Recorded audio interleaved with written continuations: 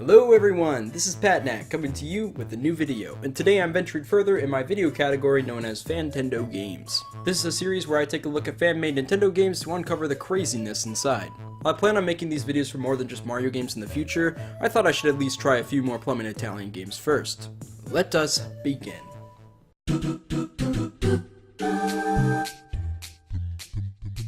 The first doozy on this list is titled Rambo Bros, presumably taken after the film series known as Rambo. A Rambo Mario game? I see it. Just toss a mustache on, you got Mario. Now it's canon. If the game's as hip-hop and poppin' as this soundtrack, I think we're gonna be in swanky heaven. I guess the full title is Rambo Bros 08/75? To be honest, I have no idea what those numbers stand for. Also, I guess I should point out the gun-shaped elephants in the room. I know Luigi's a man of mystery, but I'm pretty sure 12-gauge wielder isn't in his resume. Before the adventure starts, we're provided with some backstory explaining that Bowser kidnapped Peach because she is the only human and everyone else is a mushroom. But correct me if I'm wrong, Bowser's not a human either. And what do humans have that mushrooms don't anyway? Are you discriminating because one's a living, intelligent creature and the other is food? Just because you are food doesn't mean you can't be a friend. Isn't that right, m&emit? You've got a friend. I got it! I don't know why, but there's something pretty special about witnessing Mario pull out a sniper rifle saying, "Don't worry, Luigi, it's me, Mario, I got it!" The gameplay is a pretty standard stationary shooter where you take out Koopas. Baddies with other sniper rifles pace across the roof, although they never actually try to shoot you. As far as I'm aware, the Koopas who show up in the windows are the only guys who take a shot, and they don't even have scopes. It's actually difficult to shoot them before they get a hit on you, but overall the first level is pretty easy. Oh no! We're then greeted by another phenomenal cutscene where Luigi pulls out a credit card that expired in 2006 to unlock Bowser's door. This leaves Mario to take on everyone. Hey, Luigi, I think it might be a good idea to help Mario fight first and then open doors. Where's that 12 gauge you had? This level is insanely more difficult as enemies come from every direction. There are times when there's literally no way to not take damage. This time Mario uses a mushroom AK, but it's far worse than the sniper as it takes 2 hits to kill things. Through blood, sweat, tears, and exaggeration, I eventually surpass the level taking me to the final boss fight, which is essentially unbeatable. Not because there are too many enemies, but because some of them are broken and just won't die when shot. Things get especially dicey when Bowser's good pal Giga Bowser Bot shows up. I gave up after my second attempt since restarting takes you back to the beginning. If I had to give this game a rating, I would give it a Lazy Luigi out of swanky music. But it's time to move on to another kick me sign taped to my back. You thought he was gone, but the reality is, he's been with us, his face etched in our minds. And today, he returns with Mario Kart 2 with the C.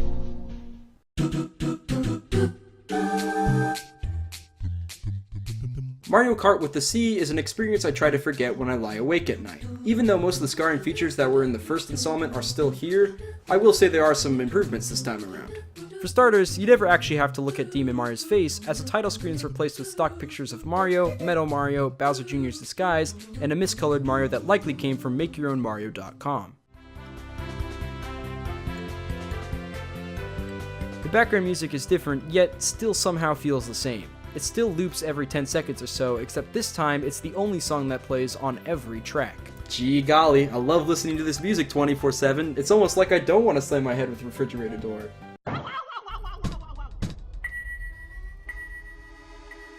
While we still have the same ridiculous 3D model for every character, this game actually has uneven terrain. Ladies and gentlemen, welcome to the future!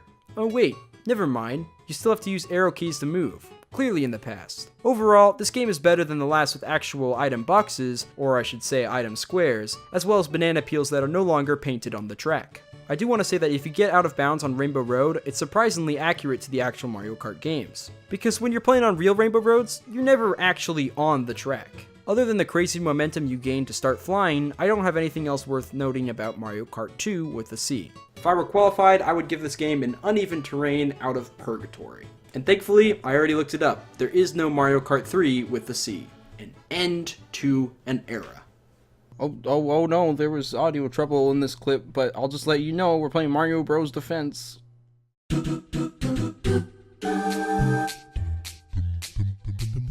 Mario Bros. Defense is by far the weirdest entry to the Fantendo series yet. I'm gonna show the game now, but I'm warning you, you might not be prepared for the best visual strides to have ever existed. Breathe it all in and smell the relaxing scent of displeasure. Ignoring the Comic Sans memoir on screen, I think my attention should transition to the characters I like to call Mar and Iji. Mar and Iji are terrifying. I'm not sure if this white thing on Mar's cap is his eye, but frankly, I think the mystery might be less scary than the truth. The point of this game is to kill all the disturbing looking Goombas by hitting a shell back and forth. No matter where the shell is, Iji will slide across the poorly colored stage at lightning speeds to hit it back. Through this process, all Goombas will eventually perish. Other than more obvious eye-abusing sights, there's not much else to this game. A game that warrants no rating gets a bad out of why. Seriously, why? Why did someone make this? And why did someone make Mario Lost in Space?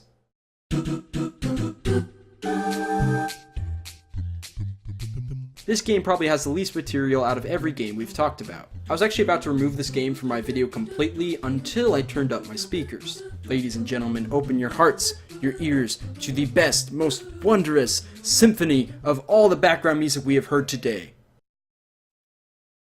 You can't touch this. You can't touch this.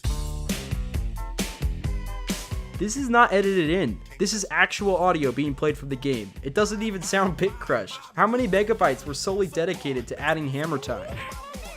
We've heard some jaw-chomping kids bopping grooves already, but none of them fit so well with the gameplay compared to You Can't Touch This. In fact, the song is a catch-all and could easily replace all the other scores. The downside is that when Mario gets close to the landing pad, he cries bloody murder and outscreams MC Hammer.